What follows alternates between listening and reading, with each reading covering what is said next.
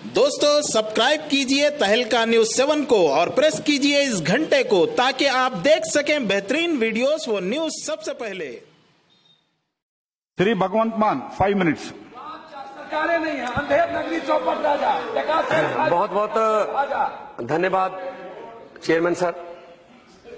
अक्सर क्या होता है कि महामहिम राष्ट्रपति जी अपनी सरकार की पिछले साल की उपलब्धियां बताते हैं, उस पे सेंट्रल हॉल में तालियां बजती हैं, अगले दिन छपता है, इलेक्ट्रॉनिक मीडिया में आता है कि ये कर दिया हमने। लेकिन मैं आपके माध्यम से कुछ बातें जो हैं वो आपके माध्यम से मैं जनता के सामने लाना चाहता हूं, सदन के सामने भी लाऊंगा, क्योंकि जनता ने हमें यहां पे भेजा है सर। हम यहाँ जनता की वजह से हैं। भगवंत अगर पब्लिक हमें वोट ना करती तुम भी यहाँ नहीं होते, फिर राज्यसभा में आना पड़ता है जेटली जी साहब की तरह, जिनको जनता पसंद नहीं करती।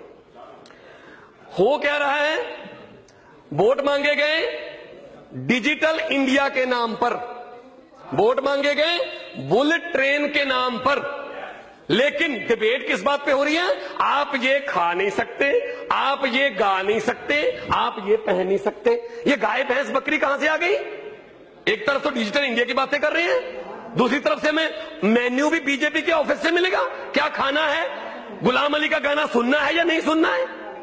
ये नफरत की राजनीति आ गई है। नफरत की राजनीति कैसे आ गई है यहां पे? किसानों के लिए क्या किया? 1,14,000 करोड़ उद्योगपतियों का माफ कर दिया गया कि ये उद्योगपति हैं, ये पैसे नहीं दे सकते। किसानों के लिए क्या किया? मैं पंजाब से आता हूं, पंजाब में एक छत के नीचे 3-3, 4-4 विधवाएं रहती हैं। 2 बेटे मर गए जी, बाप मर गया, सुसाइड कर लिया। क्यों? फसल बर्बाद हो गई थी, कर्जा था। कितना कर्जा था? 80,000 रुपए। अरे किसानों के लिए तो कुछ सोचिए। स्वामीनाथन की रिपोर्ट कहां गई? स्वामीनाथन की रिपोर्ट, प्रधानमंत्री जी ने कहा था इलेक्शन कैंपेन के, स्वामीनाथन की रिपोर्ट को लागू करेंगे, कहां गई वो? कुछ नहीं है। पंजाब का किसान, आपको ताज्जुब होगा कि पंजाब का किसान अपनी बेटी की शादी भी किडनियां बेच बेच के कर रहा है। जो पूरे देश को रोटी खाना खिलाता था वो खुद भूखा सोने पर मजबूर है। आपने कभी पता किया है? अपनी कंस्टिट्यूंसी में देखिए हरसिमरत जी, अपनी कंस्टिट्यूंसी में। Bhagwant please address the chair, you have 5 minutes. हाँ, डोंट वेस्ट। ये हालत हो गई है, और ऊपर से ये दलित विरोधी सरकार है। दलितों को दबाया जा रहा है, गरीबों को दबाया जा रहा है। रोहित वेमुला ने आत्महत्या नहीं की, उसकी हत्या की गई है। जब HRD मिनिस्ट्री 5-5 लेटर लिख रही थी, वो चिट्ठियां नहीं थी, वो रोहित के मौत के वारंट लिख रहे थे। एक इतना युवा, इतना टैलेंटेड हमारा यूथ आत्महत्या करने पर मजबूर कर दिया।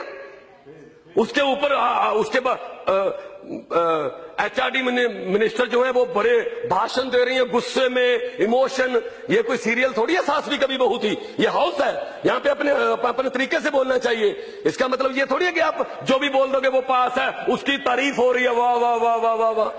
क्या हो रहा है ये? मैं ये कहना चाहता हूं, पाकिस्तान के साथ हमारे संबंध कैसे हैं? क्या बोल रहे थे मोदी जी? एक सिर काटेंगे हम 15 लेके आएंगे। क्या हुआ? वो चाय पी रहे नवाज शरीफ के साथ, उनको अचानक से हमारे देश का प्रधानमंत्री, the biggest democracy of the world, उसका प्रधानमंत्री बिना बताए, बिना अपोजिशन को बताए लाहौर में उसका जहाज लैंड कर जाता है। हमें पता चलता अच्छा, अरे ये चाय पी रहे हैं क्योंकि इनके घर पे फंक्शन था, और ऊपर से वो कभी पठानकोट में, कभी दीनानगर में हमले कर रहे हैं। प्लीज क्या हुआ सर? 4 मिनट हो गया। मैं सर प्लीज बोलने दीजिए मुझे, प्लीज।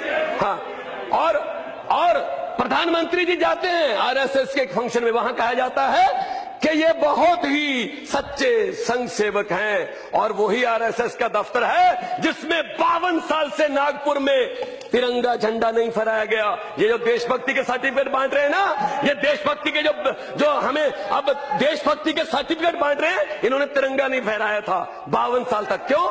अफजल गुरु के बारे में बोला जा रहा है। अफजल गुरु के साथ हो या उसके विरोध में? मैं कहता हूं आम आदमी पार्टी अफजल गुरु का विरोध करती है। आप बताइए, पीडीपी जो अफजल गुरु को शहीद कहती थी उसके साथ हो या उसके विरोध में हो? आप बताइए, अफजल गुरु के साथ हो या अफजल गुरु के विरोध में हो? बताइए बताइए। उनके साथ आप सरकारें बना रहे हो, उन्हीं के साथ आप सरकारें बना रहे हो। मैं ये कहना चाहता हूं, एक राजनीति में, डेमोक्रेसी में, लोकतंत्र में अध्यक्ष महोदय पहली बार हुआ है कि सीबीआई एक चुने हुए मुख्यमंत्री के दफ्तर पर रेड करती है, गोपनीय कैबिनेट के रजिस्टर भी ले जाती है। क्या मिला उससे?